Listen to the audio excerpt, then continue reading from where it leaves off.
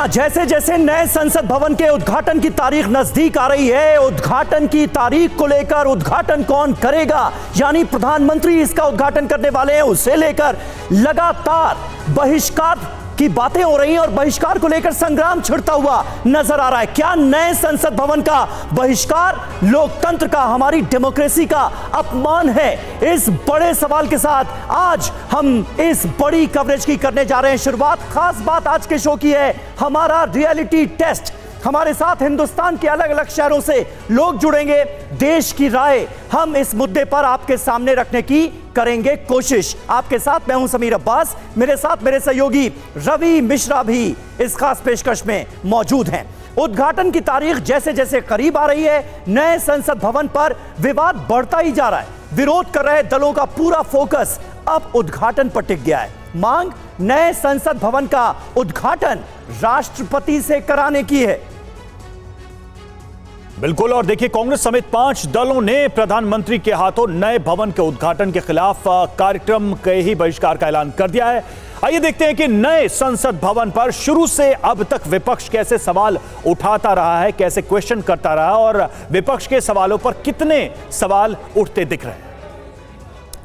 बिल्कुल सही बात है रवि, और ये सवाल कौन कौन से हैं इनको पहले जान लीजिए। नए संसद भवन को लेकर संग्राम आखिर छिड़ा क्यों है ये समझिए। पहले नया संसद भवन जरूरी ही क्यों है, इस पर सवाल उठाए गए। फिर खर्चे को लेकर सवाल उठाए गए कि नए संसद भवन के निर्माण पर इतना खर्चा क्यों किया जा रहा है, और अब उद्घाटन को लेकर सवाल उठाए जा रहे हैं। नए संसद भवन को लेकर कुल मिलाकर संग्राम छिड़ा हुआ नजर आ रहा है। 7 बड़े सवाल यहां पर खड़े होते हैं। पहला, क्या नए संसद भवन के मुद्दे पर विपक्ष बार बार गोल पोस्ट चेंज कर रहा है, बदल रहा है क्या? ये पहला सवाल। दूसरा, उद्घाटन में शामिल ना होकर कांग्रेस समेत कुछ विपक्षी दल ऐतिहासिक भूल कर रहे हैं क्या? इतना बड़ा मौका और इस बड़े मौके पर बहिष्कार का ऐलान किया जा रहा है।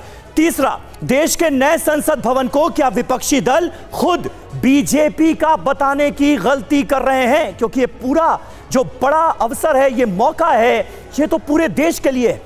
चौथा, क्या विपक्ष एक ऐसी गलती कर रहा है जिसका पछतावा उसे बाद में खुद हो सकता है?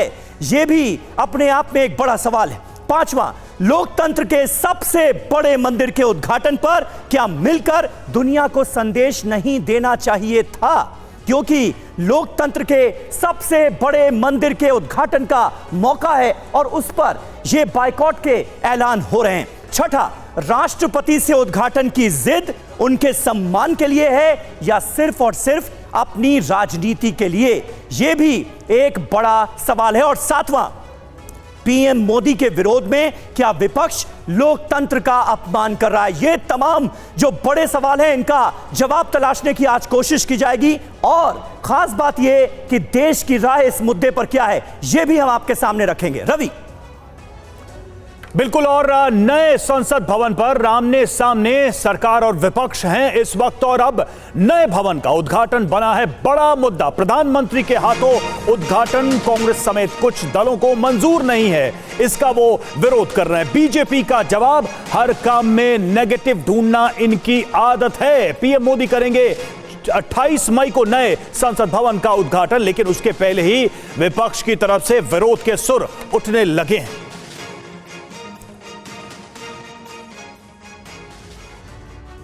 तो देखिए, यह बीजेपी की तरफ से कहा जा रहा है कि नेगेटिविटी लाने की कोशिश कर रहा है ऑपोजिशन। आइए अब कुछ बेहद खास तथ्यों के जरिए समझते हैं कि आखिर कांग्रेस समेत कुछ विरोधी पार्टियां किस आधार पर अपनी दलील पेश कर रही हैं। उनकी दलील क्या है, यह भी तो समझा जाए। फैक्ट 1, प्रधानमंत्री कार्यपालिका के प्रमुख होते हैं।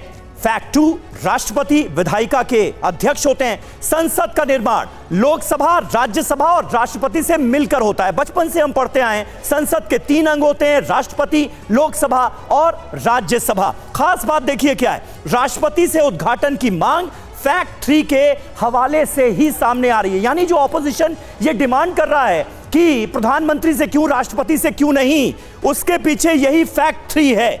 यानी लोकसभा, राज्यसभा और राष्ट्रपति से मिलकर संसद बनती है, तो संसद के नए भवन का जो उद्घाटन है वो राष्ट्रपति को करना चाहिए, ये ऑपोजिशन की डिमांड है। आइए देख लेते हैं कि कौन कौन से दल हैं जिन्होंने नए संसद भवन के उद्घाटन से खुद को अलग कर लिया है, और विपक्ष भी इस मसले पर बटा हुआ है क्या।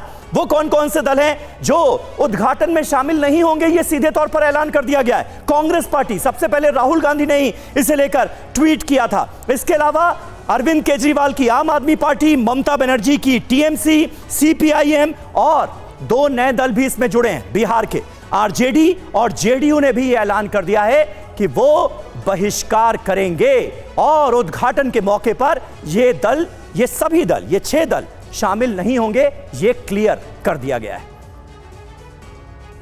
बिल्कुल समीर, और देखिए हमारे साथ इस पर चर्चा करने के लिए, बातचीत करने के लिए तमाम मेहमान जुड़े हुए हैं, हमारे साथी रिपोर्टर्स भी अलग अलग जगहों से जुड़े हुए हैं। सबसे पहले परिचय आपका करा दें। हमारे साथ प्रेम शुक्ला जुड़ेंगे थोड़ी देर में, लेकिन अनुराग भदौरिया आपको नजर आ रहे होंगे टीवी स्क्रीन पर, समाजवादी पार्टी के प्रवक्ता, स्वागत है आपका।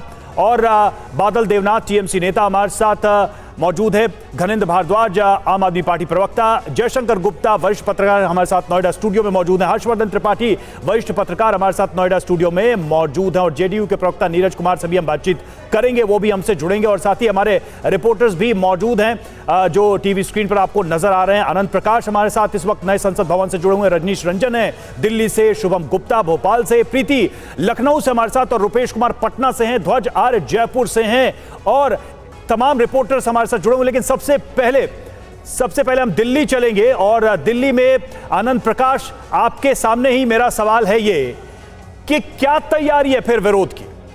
ये एक विषय ऐसा है जिस पर लंबे समय से पार्टियों के, खासकर कांग्रेस का विरोध तो दिखता रहा है, लेकिन इस बार ऐसा लग रहा है कि एकजुटता दिखाने की कोशिश की जा रही है इस विषय पर। विपक्ष की तैयारी क्या है, स्टैंड क्या है?